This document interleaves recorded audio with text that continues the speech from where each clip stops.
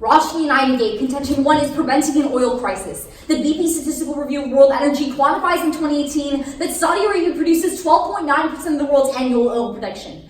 Ending arms sales devastates the international oil market for two reasons, and the first is a price increase. Davies of The Guardian reports in October that absent U.S. support, Saudi Arabia has vowed to drive up oil prices from just $80 a barrel to over $400, more than double the all-time high. Rabieh and Forbes quantifies in October that if Saudi Arabia withheld just 3 million barrels of oil per day, prices would quickly rise above $100 per barrel. History proves this trend. Meyer of NPR finds in 2013 that when the U.S. provided military support to Israel in 1973, Saudi Arabia cut off exports in retaliation, causing major economic downturn. Indeed, Al-Khalisi of CNN quantifies in October that this spike instantaneously quadrupled global oil prices. The second reason is increasing speculation. Even if Saudi Arabia doesn't actually follow through on their promise, Croft of RBC Capital Markets explains in October that a simple threat to withhold oil would drive speculation in the market, ultimately increasing prices anyway.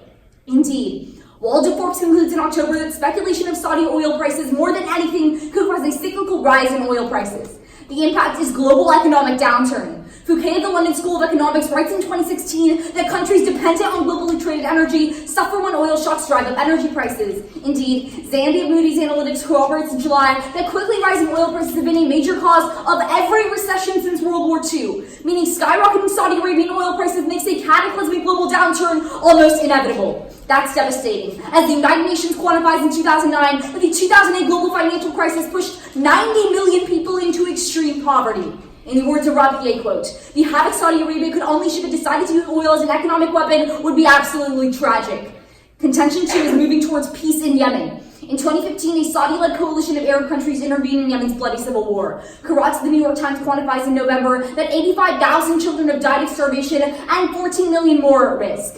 Fortunately, the U.S. is taking an initiative for change. Democratic Senator Shaheen and Republican Senator Young in September claimed the new wave of bipartisan efforts in Congress is, quote, "giving the Trump administration leverage to hold Saudi Arabia accountable." Past president ties literally every humanitarian initiative in Saudi Arabia to U.S. leverage in 3 ways. And the first is by facilitating the ceasefire. Rasmussen of the Wall Street Journal reports in December that after the U.S. ramped up pressure on the Saudi-led coalition, Yemen's government and the Houthi rebels have agreed to a ceasefire in an embattled port city, a never-before-seen breakthrough in the 4-year conflict. Sanchez of The Telegraph writes literally yesterday that the prospect of peace is the best it's ever been, with a mutual, quote, "commitment to peace and a definitive desire to end this conflict." The second is by opening food ports. True of the Independent quantifies in December that the ceasefire has caused both the rebels and the government to remove their military from key ports where 80% of Yemen's food arrives. As a result, UN News reports in January that thousands of families have already received humanitarian aid for the first time ever, a rate which would pull 12 million out of the brink of famine in the coming weeks. The third is by fostering diplomacy. Niesenbaum of the Wall Street Journal explains that our leverage has pushed Saudi Arabia into serious peace talks, even creating the diplomatic space for the United Nations to broker the breakthrough ceasefire.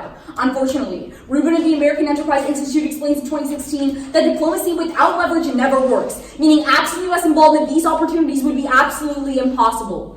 Unfortunately, ending arms sales would devastate our leverage over Saudi Arabia. Meyer of NPR explains in October that the only reason we have such leverage over Saudi Arabia is because we supplied the Saudi Air Force, meaning cutting off arms sales would destroy that leverage. That's why Sanchez concludes that ending arms sales would, quote, "reduce our influence and make peace less likely, causing improvements in the Yemeni crisis to burn to the ground. To prevent A, 90 million of the most impoverished individuals from suffering in the next recession, and to B, continue pulling 12 million Yemenis out of the brink of starvation, Rashni and I are proud to negate." We affirm the Washington Post reports in 2017 that every single previous attempt at peace in Yemen has failed, and Yemen Online finds that even last week's Hudaydah ceasefire has already failed dramatically. The CRS finds in 2018 that this is because despite international calls for peace, both the Houthi rebels and the Saudi-UAE coalition have gone all in on decisive military victory as the preferred solution to the conflict. However, the conflict remains unsolved, and despite their massive militaries, the Saudis and the UAE have yet to make major advances. Partrick of the Carnegie Endowment finds that this is because although the UAE is the superior fighting force in the region due to years of experience fighting in Afghanistan and a better strategy, they still defer to Saudi Arabia for most of their important strategic decisions. Thus, Alex Griffin concludes in July that the primary reason the coalition has been unable to win the war so far, despite the UAE's massive ground force in Yemen, is, quote, the Saudis' systemic ineffectiveness. More specifically, Archbishop Bloomberg provides the historical precedent, finding that although the UAE has driven the Houthis out of South Yemen, the Saudis have taken control of the fighting in North Yemen, resulting in a, quote, desperate quagmire, because disagreements between the UAE and Saudi Arabia on how to end the war have caused it to drag on, taking more lives. Fortunately, affirming and halting arms sales to Saudi Arabia forces them to withdraw from Yemen, as Cavalry writes last year that they're unable to continue funding and maintain their involvement in Yemen without continued U.S. arms shipments. This removes the main barrier to a UAE victory, which has three main benefits. The first is saving civilians, as the Carnegie Endowment finds that the UAE focuses on ground troops, unlike Saudi Arabia, that uses airstrikes. But problematically, The Guardian reports that these airstrikes often kill civilians, finding that Saudi-led airstrikes have killed almost 11,000 innocent civilians over the past 3 years. But even worse, Thombier of The Guardian reports in November that Saudi airstrikes have begun deliberately targeting food production sites like farms, causing mass starvation across Yemen that will last for years to come. But fortunately, these lives would be saved by affirming, as Alex Emmons finds last year, that the Saudi Air Force can no longer properly function and carry out these airstrikes without continued U.S. arms support. Affirming saves up to 13 million people from starvation, as the UN explains that these people have lost their food supply because of airstrikes that make food delivery impossible. Not ending the arms sales puts their lives at risk within the next few months. The second main impact is fighting Al-Qaeda. The Independent reports in August that all top UAE commanders in Yemen have vowed to remain there until Al-Qaeda in the Arabian Peninsula, or ACAP, has been completely destroyed. And the ACLED finds that what makes the UAE approach unique from any previous approach to dealing with ACAP is its emphasis on ground forces combined with post-conflict stabilization that combats the root cause of why individuals join terrorist organizations in the first place by improving their quality of life, providing employment, and giving former militants a stake in the well-being of the region. Their strategy is working, as Rubens reports in December that, quote, if Osama bin Laden once said everyone loves a strong horse, then the UAE has convinced much of the Yemen population that Al-Qaeda is a hobbled pony and led recruits to go home. But despite this, ACAP keeps bouncing back, as Pilar finds last year that the massive civilian casualties from Saudi airstrikes remain a potent recruiting tool for new ACAP members. Removing airstrikes and allowing the UAE to take control removes its roadblock and sets up the downfall of ACAP, which is critical because the SPLC reports that ACAP has the potential to quickly acquire biological weapons and use them in an attack on the US mainland that kills millions. The third main impact is instituting better government. Partrick finds in 2017 that the UAE has encouraged secular and more progressive rule in the areas of Yemen it controls, unlike both the Saudis and the Houthis that back radical theocracy. But critically, Fenton Harvey explains in 2017 that the UAE and Saudi Arabia are locked in a struggle to establish political dominance over Yemen, finding that whenever one gains influence, the other loses it in a zero-sum game. And thus, removing Saudi Arabia as a major player in Yemen establishes the UAE as the dominant foreign power in the country, leading to the spread of secular rule and the removal of the Islah Party, which is critical for two reasons. The first is that Camguin 18 finds that many Middle Eastern governments, especially the Saudi-backed Islah Party in Yemen, have historically used ties to religion as justification to suppress women's rights and make them into second-class citizens, as well as creating social frameworks that encourage violence towards women. But second, Jürgen Meyer of UC Santa Barbara finds that an intertwining of politics with religion is the primary cause of conflict and the primary roadblock to long-term peace in the Middle East. For all these reasons, we affirm. Can I see the craft card and cross? Craft? Maybe the tag. Speculation. Whatever it is Okay. saying speculation. Can we read two? Do you want both of them? Yes, please. Okay, thanks.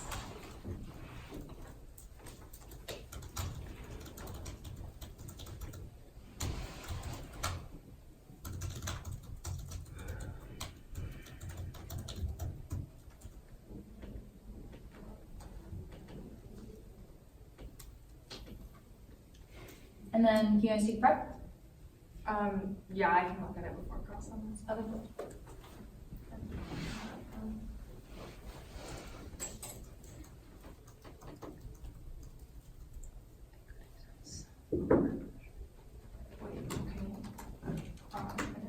Yeah, okay, cool. We have a minute, 40 seconds left. All right. Just give me a second.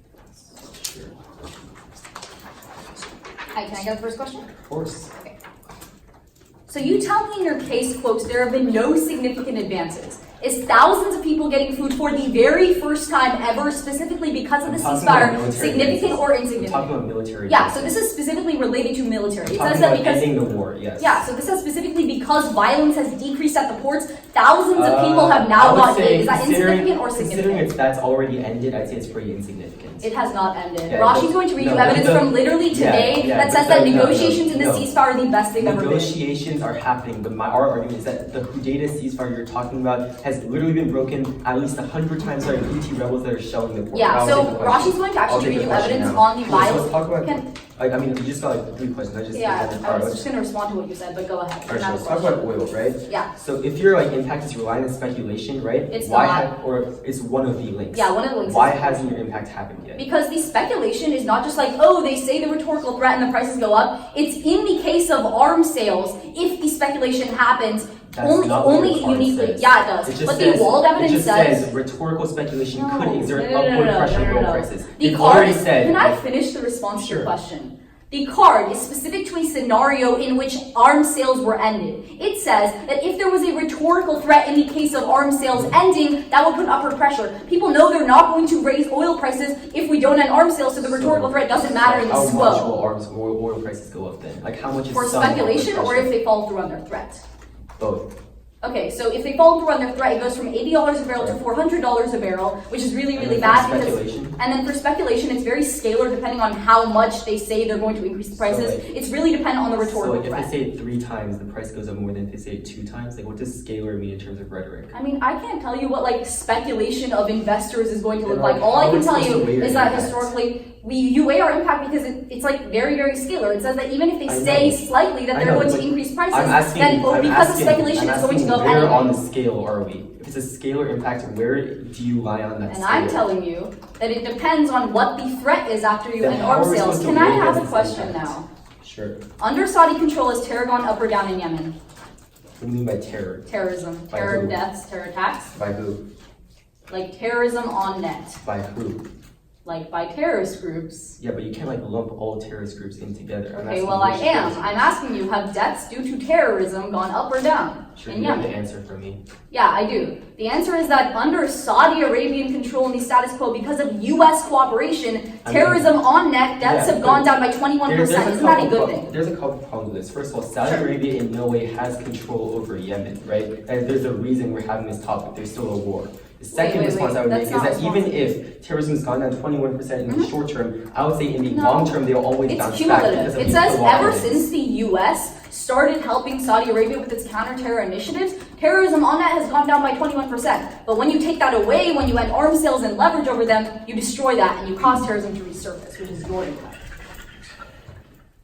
The first thing they do is read you evidence from 2017 and 2018 saying that ceasefires are failing. That's extremely outdated. We'd say U.S. pressure is being very effective. Idris of Al Jazeera reports in December that the warring sides in Yemen have agreed to a ceasefire with Houthi rebels exiting their strongholds in the coming days. And Palmer of CBS continues in September that this ceasefire in particular is likely to hold because the alternative, which is a continuation of the bloody war, would be too awful for either side to bear. They're going to say that this ceasefire broke, but more progress is being made right now. Al-Rufi of the National reports literally 5 days ago that the Houthi and Saudi leaders have reached another preliminary compromise to further implement their ceasefire, proving the effectiveness of U.S. diplomacy through leverage. Our case also comes in handy here. We tell you from the Fertini evidence that literally because of U.S. pressure, the port in Hodeidah has finally opened and thousands of families are receiving aid for the first time ever. In the long term, that goes to 12 million people getting aid. It's obvious that U.S. pressure is working. Then they're going to say that these ceasefires keep breaking, which is really bad, but that isn't necessarily true. Professor Joshi of Notre Dame University studies 196 peace deals across 35 years and finds that ceasefires can create virtuous cycles that build trust both in the mediator and in the enemy. Thus, she concludes that each consecutive ceasefire has a better chance of lasting longer and discouraging violations, which means on net, every ceasefire A creates more peace, but B gets you long-term solution to durable peace. Go to their first link about airstrikes. This is really outdated. The UN concludes on January 30th that despite the ceasefire looking dire from the outside, offenses for territory and Saudi airstrikes have already ended. And secondly, Slemrod of IRIN adds on February 6th that Saudi airstrikes have stopped and there's been a general decrease in fighting.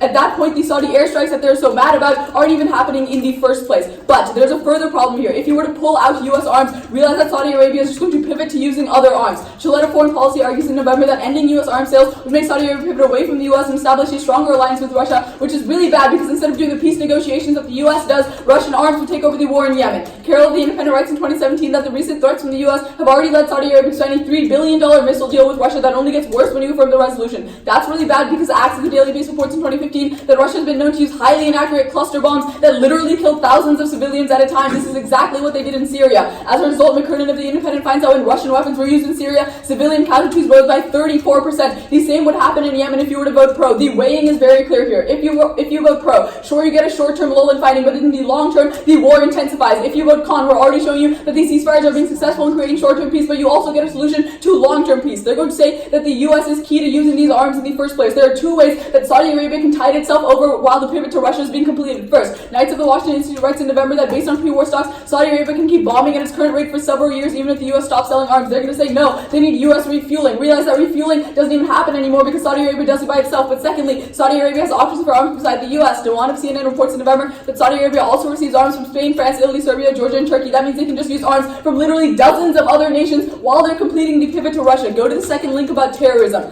They say that U.S. arms sales are empowering terror. That's not true. We would say a good relationship with Saudi Arabia is key to counter-terror efforts, especially against ACAP like they talk about. Simone of CNN writes in 2017 that particularly because of the U.S.-Saudi alliance, we are able to provide Saudi Arabia with the necessary weapons that they need to fight terror. As a result, the University of Maryland reports in 2017 that terrorism in Yemen has decreased by 21% over the year. We would say if terrorism is already going down, it is A, obvious that their argument is not true, but B, it is obvious that the U.S. arms that we are selling them are being effective in countering terror in the first place. On the third link about the United Arab Emirates being better, that isn't true at all. Al-Fakasi of Foreign Policy writes in November that the UAE is complicit in starving the population of Yemen. The analysis that they're comparatively better is simply incorrect. We would say if you allow the UAE to take over the war in Yemen, A, you just get a worse war because they're going to be using more inaccurate weapons, but B, insofar as they're complicit in the war, it is not a better actor. The third piece of analysis is that it is a Saudi-led coalition. Even if the United Arab Emirates are there, they are comparatively a smaller force than Saudi Arabia, but that when they use worse weapons, the civilian casualties only get worse.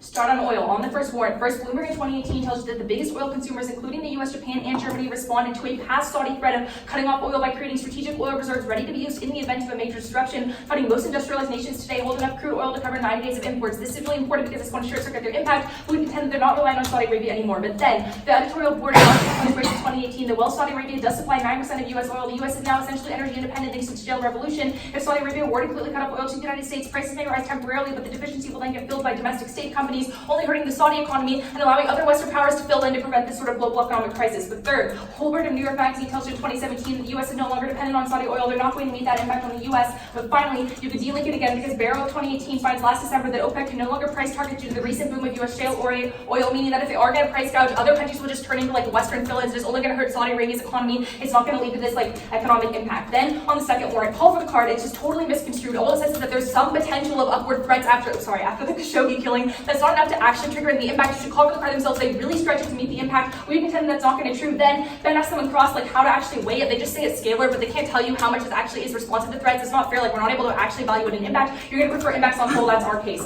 But then on their impact of economic collapse, the problem is that one, we contend that even if oil prices do manage to increase because of the evidence we've read previously, it's not going to be enough to trigger the impact of a global economic collapse. Because two, why would Saudi want to collapse the global economy, especially if like their economic prowess is like one of the main things they have for them in terms of foreign diplomacy? We contend this is never going to happen. Then on to Yemen. First on the ceasefire, a couple of responses. Al Jazeera finds in January 29th this year, the ceasefire agreed to Yemen's key port city of Hudaydah is on the verge of collapsing as the retired Dutch general in charge of the troops stepped down from his roles, and recent clashes in the city between Houthi rebels who control it and pro-government forces backed by a Saudi-led coalition have increased dramatically as of last week. Then, Abraham in 2019 tells you that the Saudis are dedicated to preventing the Houthis from gaining a foothold in the region and thus will not back down. He contends we're never going to see diplomacy work. That's why you're going to vote our side, because we tell you that, well, we don't see diplomacy, we see the war actually end because the UAE is militarily superior. Then, Slemrod in 2019 tells you that the ceasefire that they're talking about has failed multiple times. It's all empty rhetoric. Even though both sides have agreed to a UN-brokered ceasefire, it's collapsed time and time again, and we haven't seen the actual progress. Don't buy the propaganda. Then, finally, they try to tell you the reason why the ceasefire is different is there's a risk of a bloody war. There's been a bloody war for 3 years. There's no reason to believe why now is uniquely different. There's nothing about the war that's like more bloody now than it was 3 years ago. We contend that doesn't mean that now is any different. Finally, realize that the final reason that diplomatic relations will always fail is because the UAE is still a presence in the region, and Fenton Harvey from case is really clear, saying that the US supports a different faction, a different backed leader than Saudi Arabia and the Houthi rebels, meaning that any coalition between Saudi Arabia and the Houthi rebels that might yield a ceasefire is going to then be dismantled by the UAE because they want their own ruler. The only way to solve is affirm, get the Saudi Arabia out of the region,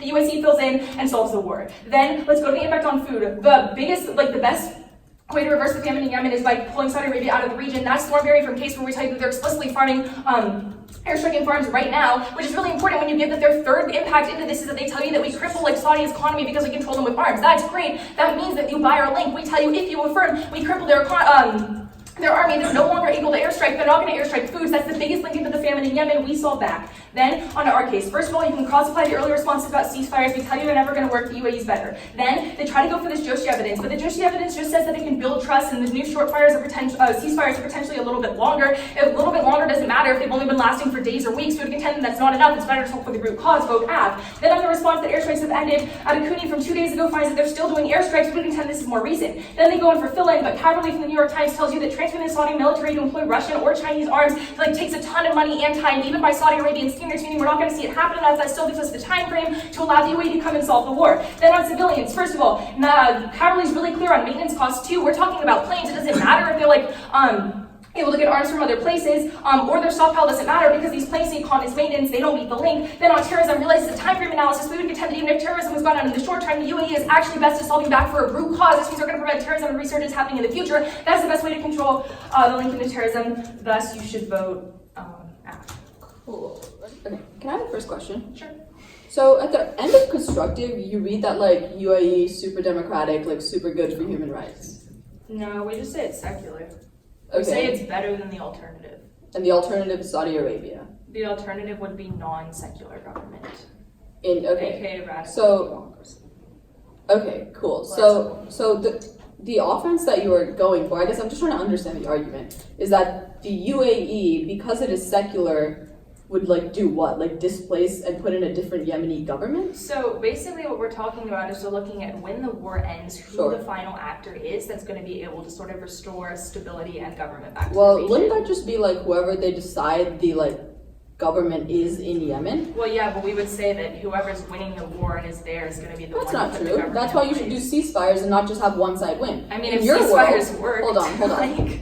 That's a whole okay. I don't debate. think the situation. Can I ask a question? Oh, wait, no. We I'm don't still need to spend- super confused on this. Let's go for So, in your world, one side wins the war entirely, right? Yeah. In our world, you get a ceasefire where they do peace negotiations and implement power sharing in the government. If you win, then a ceasefire Okay, works. cool. You can have a question.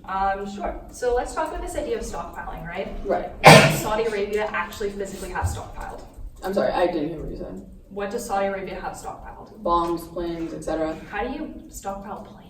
Don't You planes don't need have them in maintenance? If anywhere. I don't fly a plane for 2 Right, years, so you're I'm gonna make have to do this some no, I serious understand. work. You're gonna right? make this they need U.S. maintenance, right? That's why I read the Dewan evidence that says that there's literally dozens of other countries that sell them bombs and planes. You don't need U.S. maintenance for But a if they're French plane. using U.S. planes, then they need But they're- U.S. maintenance. That's why I read you that they have other planes. Okay, well then let's talk about your third impact on diplomacy, right? You say Right. we control the link into diplomacy because we control their arms.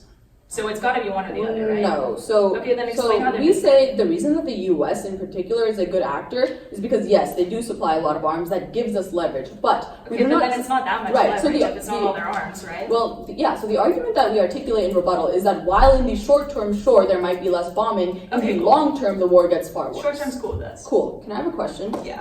So you read this Saudi Arabia is still doing airstrikes. Where is that? Where? Yes. In Yemen? Where in Yemen? I can't tell you Okay, exactly cool. where. Because the evidence that we read you tells you that even Oh, if it's they're- in Qaeda, actually. Sorry, I can't tell you. Okay, they're doing airstrikes in Hodeidah. Yep. Okay, cool. You can have a question. Okay. Mm-hmm. So you say that this Joshi evidence says that every time we have a ceasefire, that means that the next ceasefire is more likely to be longer lasting, right? Yeah. Okay, but does it actually mean that the ceasefire is going to last? I guess I'm confused on Right. how do ceasefires actually mean that the war is just done? I agree. So no individual ceasefire can mean that the war is done. But what ceasefires do is A, give you long-term peace. B, she articulates that How do every they give you ceasefire. long-term peace if they collapse? Sure, I'm sorry. I mean, they give you short-term peace. Okay. And then B, she articulates that every ceasefire gets longer because each side is willing to bring more to the table, which is why empirically she Okay. finds over Just 200 quick peace follow-up deals question. that they do in the long term create long-term Quick peace. follow-up question. We've Yeah. had 100 ceasefires, We've had right? six. And the most, okay, for sure, even 6. The most Sure. recent one lasted Yeah. a week, She says it right? can take- that's not that significant. She says it can take anywhere from 12 ceasefires onwards. So we would just say, keep killing people until the No. 12th one. We would say peace is a process. Obviously, you're not getting overnight peace no matter what you do. Sweet. Are you good? Okay.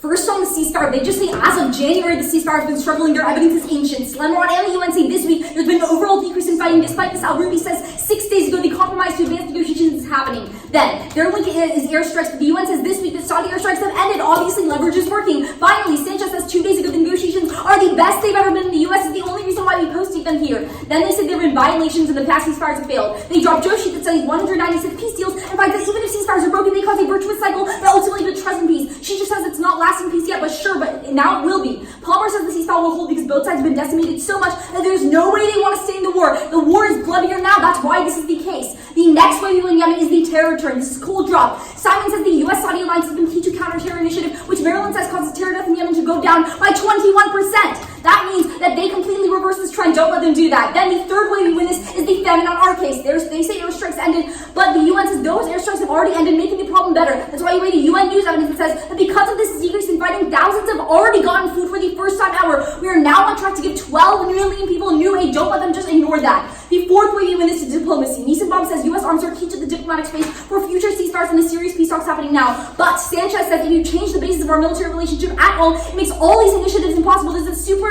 important because it's the only chance of solvency anyone gives in the round. The next way we win is dangerous alternatives. Remember, they say Saudi can't fight without US support, but Knight says the Saudi has enough arms stockpile to keep the war going, and Dewan says like 20 other countries can do it anyway. But then, that's really bad because McCurtain says that Russia lacks accurate weapons and increases civilian casualties by 34%. But then go to the UAE on their case. This is cool drop to rebuttal. It's too late now. Alpha Kai says the UAE has been uniquely complicit in war crimes more than any other actor, meaning if they come to power, it only gets worse. But the second response, in their world, one side wins the war. That means the UAE, according to them, would come to replace the theocratic government. In our world, there's power sharing through ceasefires, so there's no incentive for the UAE at all. Here's the tool analysis. They break the ceasefire, they reignite terrorism, they stop all the new aid from getting to people, they crush diplomacy, they skyrocket casualties by bringing Russia and the UAE to the table. We show you that peace is happening right now, and it's right around the corner.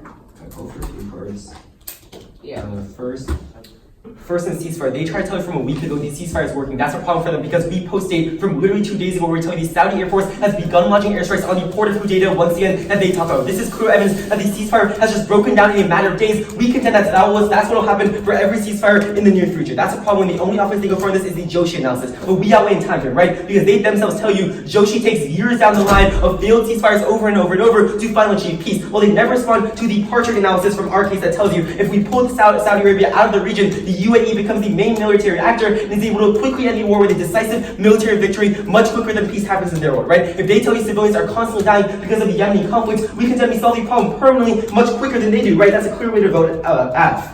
But then, on to our case on airstrikes. They go for a 2-minute response here. The first thing they go for, or 3 minutes response. The first, they say that airstrikes have already ended. Again, we post-date, no they haven't. But second, they try to reach you this Doman evidence that tells you that like other countries will just do maintenance for them. That's a problem because they just give you a card saying where they buy their bombs from, right? This says nothing about maintenance. We contend that these countries aren't experts in high-tech, like secret US planes like the US government is, right? Like planes aren't like cars. They take really complicated like maintenance knowledge every single day to work on. So that's why the US mechanics are key. That's why they never respond to the evidence from the case that tells you the second the US pulls out of the region and stops giving arms shipments to Saudi Arabia, the Saudi Air Force will be grounded in a matter of days, right? They never contest that these airstrikes stop. So that's why you're going to include extend 2 pieces of evidence from our first impact on self-helping civilians. The first comes from the Guardian's and that clearly tells you that's never contested that Saudi airstrikes killed 11,000 people over the past 3 years. That's the really cleanest way to vote at, and it's the piece of the impact that has the least ink on it, right? We tell you that the moment you stop airstrikes, all these others say the probability is 100%. But second, including extend Thomberry's 18 who's never responded, who tells you these Saudis deliberately target food production centers like farms, right? That's why we tell you that we currently solve back for the food problem, even if they've gone food now, we contend that airstrikes will continue, they won't get in the future, we solve back for the problem. Then real quick on terror, the region's 21% decrease, we contend even if terrorism decreased by 21%, in our world with the ACLED evidence that's never responded to, if you let the UAE take over, we decrease terrorism by 100% because ACAP literally goes away forever. But finally, on the turn they go for in the UAE, we contend they're both bad and just washes, none's really worse than the other. Cool, ready for cross? Yep. Okay. So you read UAE more decisive military victory. Yeah. Why would you need a more decisive military victory if there's just a peace negotiation? Because the peace negotiations fail. So this is your the impact comes after us, right? No, it comes way before. You have to win that ceasefires don't happen. The problem is that the Joshi evidence, which you concede in second cross, is a very long cycle in which you give a time frame of 1 to 2 years. It needs to come out. Here's the thing. We don't need to win. We don't need to win the evidence, right? We contend if a ceasefire recently to peace, let's say 3 years down the line. But Sure. a military victory leads to peace But next doesn't year. a military victory Time like frame-wise, kill that's not way more clear. people than I would say it continuous kills, here's the no, thing. I would say it kills Like- way less people than the How? 2 extra years of fighting that No, happened. because if you have ceasefires in those 2 It years, it lasted means that for less. 2 Can I like days. say the sentence? You Yeah, have sure. ceasefires in those years. That means A, less people are dying during the ceasefires, and B, less people die in the long term because you don't have like decisive military victory, Yeah, which like, is just killing like in people. the past in Yemen, like if we talk about the situation in Yemen, then every time, like last time it was a military victory, but like there was still like the fighting that went on. So the problem with the ceasefires is 2 things. One, your main evidence of the ceasefire working is airstrikes stopping. We post date, we tell you this We is also say happening. Sanchez But from 2, yesterday wait, that can I says literally just negotiations are the finish, best they've ever please? been. Like, can I? Yeah, go ahead. Okay. So the second problem with ceasefires is that we would contend that like there's also a piece of evidence that goes unresponded to under our first warrant, which we say specifically that like the UAE is going to be better for military victories anyways because they have a boots on the ground policy Yeah, as what opposed the to why is that good? whole drop from my because summary. it's less like civilian airstrikes like Sure. tend to hit civilians more Sure. because they're less targeted But than a boots on the what ground you policy. cold drop in summary is the Al-Qaeda evidence that says that the UAE has been uniquely complicit in No, I war crimes responded. more I than say any that- other I say actor. that they're just like both You bad. responded And it's- after time, I but like responded even if with they're like- both So you bad, say they're He's both a bad. Okay, So aren't first you of all- conceding that if the UAE No. comes to power, then there's No. war crimes? I mean, No. not more We're than saying Saudis that on the and net Egypt. How's that good? I'm How is that watching. good if Oh, wait, you no, real quick. increase The violence? problem is we're watching the government Yes. impact, but then what we're going Okay. to is the length of the war, in No, which yeah, we contend yes. that the UAE Okay, will win okay. faster, Sure, and we'll okay. see less lives. Can we get a question now? Sure. Okay, so you say that ceasefires have not been effective at all, right? Yeah. Let's go back to the first question I asked in first class that still hasn't been answered. Yeah. Are thousands of people and being on track to get 12 million people that have never gotten humanitarian aid before No, it's not new significant. aid because of the ceasefire It's not significant? significant. No, It's because- not significant to because- allow not 12 what million it is. starving So people to the live. We're reason it's not airstriking significant farms. is that within a few days, when airstrikes start back up, they'll just lose all the food again. Okay, but the UN news evidence says that the airstrikes have ended. no, we post date you again. Okay, 2 days ago that they're And bombing Slamrock China. says yesterday that all of like violence on net No, has so decreased you're throughout just, Yemen. you're just moving Slamrock up 5 days at a time every time. Your Slamrock was I said 6 literally- days ago. Our evidence post dates you by 4 Okay, days. that's fine. Like, Sanchez Sanchez said is not gonna really yeah, matter. it really doesn't. Like obviously the Either uniqueness way, is all money, right? I would say that the Also- whether airstrikes happen or not is not really money. I'd say what's really clear and not contested is if you stop airstrikes permanently, you solve the root Okay, what is cause of the not problem contested is of that baby people that farms. didn't get aid are now getting it. Obviously, there are competing interpretations about whether or not the ceasefire is working. That's not really important. What is important is the Sanchez evidence from literally yesterday that says even if the ceasefire looks dire, peace negotiations are the best they have ever been. That is very clear evidence that we are getting better in this situation. The second thing that goes cold dropped in the entire round is the Palmer evidence that tells you that this ceasefire in particular is really special because both sides have said they've been so decimated by the war that they don't want to go back to war. At that point, you can believe that this ceasefire in particular is likely to last. But then the Joshi evidence, she just says it's going to take years. We would contend A, she can't prove to you it's going to take years, but B, the Joshi evidence says that each ceasefire lasts longer. That means even in the short term, you get more peace in the short term, but in the long term, you eventually get a durable solution. Go to terror. They just tell you like the root cause of terror is like American arms. That's obviously not true. Insofar as the Simon evidence that goes cold drop tells you that U.S. arms are actually being used to fight terrorism, and the University of Maryland evidence tells you terrorism has gone down by 21%. The empirics are contradicting their analysis. Go to the famine. She tells you that like they tell you that airstrikes are the root cause of the famine. We would say insofar as the infrastructure has already been destroyed, it is now about who can get aid to the population. And the Fertini evidence, which is from literally a couple of days ago, is very clear by telling you that for the first time in years, people are finally getting aid, and 12 million people are on track to get aid in the coming days. We would say that's a huge impact to the round because the Sanchez evidence isolates the U.S. military relationship with Saudi Arabia as the sole reason that this is possible. He says if you were to change the basis of the U.S.-Saudi Arabian relationship, it would be impossible to pressure them towards this. Then, go to what we tell you about the alternatives. They make a huge mistake here. They just talk about maintenance of U.S. arms. The problem is the Dewan evidence is about arms that we get from other countries, meaning that A, they can still use those, but B, they don't even make the argument that the Russian pivot would take a long time. That means on that, you can conclude that the Russian pivot happens as soon as you sign the pro-ballot. That means we access the McCurtain evidence, which tells you that civilian casualties go up by 34%. That means they don't even access the short-term solvency that they are talking about. Then on the UAE, they cold drop the Al-Qaeda evidence that says that the UAE is complicit in war crimes. That means A, they're not a better actor. B, there's no short-term peace. C, there's no long-term peace insofar as they're literally advocating for violence as a way to end the conflict. We would say you should prefer the peace negotiations that we tell you about because A, ceasefires provide short-term peace, but B, in the long-term, a power-sharing agreement in the government is always better than a, quote, decisive military victory. We're in the last 7 seconds. Yeah. Okay, cool. Yeah. It's gonna actually start on the third impact with the idea of like the war crimes, UAE versus Saudi, and then it's just gonna go ceasefire, airstrikes, terror. Whose ceasefires? Good question. Yeah. Both. Probably it's gonna be better on their flow. I'll do my best. Yeah, but I have the authors' names, so that should help. perfect. Yeah. Okay. Yeah. So I guess then it starts at the bottom of the AFLA. Is everyone ready? Okay. Start on war crimes. You realize that we say that both sides will compete the same number of war crimes. That means it doesn't matter who actually institutes the government. What we're looking for is the length of war because we want to decrease the number of casualties over time. With that, let's go to ceasefires. A couple of responses. They keep saying that this Sanchez card and this other card says these negotiations are working more than ever, but the problem is they never once respond to our card from 2 days ago, which is a very clear posting saying that airstrikes are still happening. So even if Sanchez's card about negotiations being better than ever leading to peace is true, still doesn't mean much insofar as we're still airstriking and killing intensive civilians. We would contend that still exists the impact we still access. But then they go for this Yoshi card and they say that I can't prove it lasts for a couple of years. That comes from Second Cross. Their own second speaker concedes that it's going to take a couple of years. Again, this is time-proof analysis. We contend, unresponding to the UAE is still able to solve the war really quickly. This means that we're stopping to see those casualties. Then finally, realize you never respond to the departure card from case where we tell you that we're going to pull out of the region entirely, meaning ceasefire so matter insofar as we remove Saudi Arabia out of the equation as a whole. We win the war really quickly, and we see the civilian deaths actually decrease. So now on to airstrikes. The main reason why we win here is time frame. A couple of responses. First of all, they try to say that we don't respond to this like Russia frontline thing, therefore they can extend it. They never respond to the response. I put on it in second rebuttal. That means terminal defense exists to infinity. But then they try to show us that this Dolan card means that they can swap out from other vendors. Realize that the card just says that they buy weapons from other places. It doesn't mean that other places are able to do U.S. maintenance on planes. They don't have the planes. This is really important because that means you can clean extend the cavalry card where we tell you, along with Evans, that Saudi Arabia is like militia or